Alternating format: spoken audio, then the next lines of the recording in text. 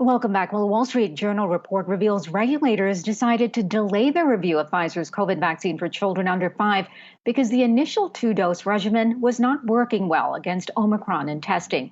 Here to help us discuss, let's bring in Dr. Taison Bell, Assistant Professor of Medicine in the Divisions of Infectious Disease and Pulmonary Critical Care Medicine at the University of Virginia. Doctor, thank you so much for being here today.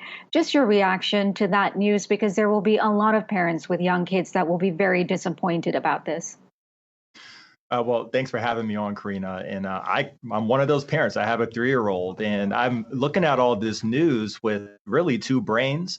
The medical side really understands that we really want to have the data, your ducks in a row when it comes to coming forward to FDA and the CDC. And it looks like the efficacy for the vaccine trials was looking good in the Delta wave.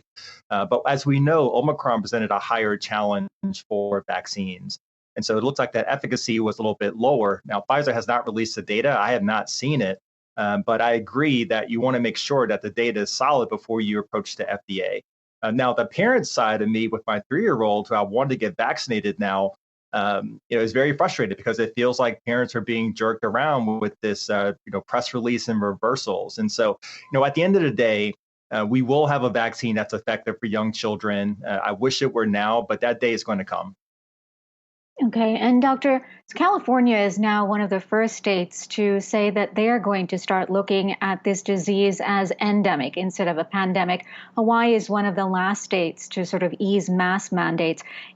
Are we turning a corner here? Is it time to start thinking about this virus differently?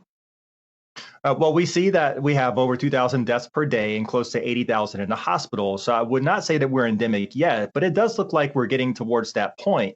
Endemic basically means that the virus is here with us, but it's manageable. And so if you have hospitals that are overwhelmed, that's not the spot that you're in.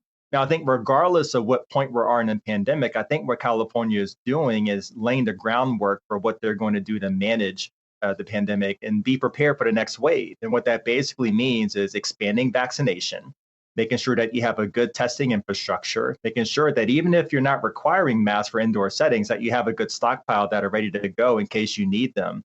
And that you're doing all that you can to lay the groundwork for when that next wave comes. The nature of this is to come in waves. And we've been here before last summer before Delta took hold. We just have to be prepared for that next wave to come. And perhaps there will be a next wave coming because while people are becoming complacent, there is a new subvariant, BA2, that's now causing concern. It's said to be 30 to 50% more contagious than Omicron, more severe in symptoms than Delta. It's now present in 74 countries and 47 states. How concerned do you think we need to be about it? Well, whenever a variant comes, it's kind of like playing a new team that you haven't played before. So you need the scouting report. But at the end of the day, it depends on what's happening on the field. And so there's always 3 questions you want to ask yourself with a variant. So the first is it more transmissible or easily spread? So it looks like it might be a little bit more than BA1 or the original Omicron. The second question is are vaccines and therapeutics, are they going to be effective? And it looks like that immune evasion is still around the same level that we saw with the original Omicron, and that there's one monoclonal antibody that may not work as well for this strain as compared to the previous Omicron. And then the last question really is it more severe? Now, there's a lab report that suggests that it could be more severe, but that's way too early. What's important and what gives me, some encouragement is that on the field, in places where you're seeing BA2 cases rise, you're still seeing hospitalizations go down. And that's probably a combination of protection from the vaccine. So vaccination and boosting still provides a good level of protection from severe disease, but also being effective with Omicron does seem to provide some protection against this strain. And so I fully expect that if you're vaccinated and boosted, that we won't have as much problems with BA2.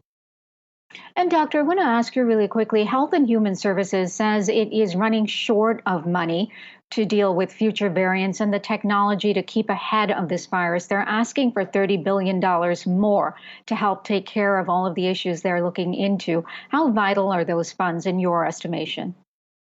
Well, prevention is key. And when you're dealing with the pandemic, if you are playing the catch-up game, you're already far behind. And that's how hospitals get overwhelmed. That's how staff attrition happens. And that would leave you scarred for handling a next wave. And so, if the resources are needed. Remember, public health was already severely underfunded before we even went into this pandemic.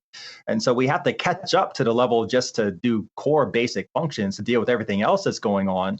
But we also have to make sure that we have a good workforce that's in place, ready to respond when we have another wave. And so, we have to have masks, we have to have testing, tracing, isolation. And that means that on the ground, public health, local public health agencies and state agencies need to have the staffing and the funding that are able to do this. All right, we will leave it there. Thank you for all you are doing along with your team. Dr. Taison Bell, Assistant Professor of Medicine in the Divisions of Infectious Disease and Pulmonary Critical Care Medicine at the University of Virginia. Thank you so much.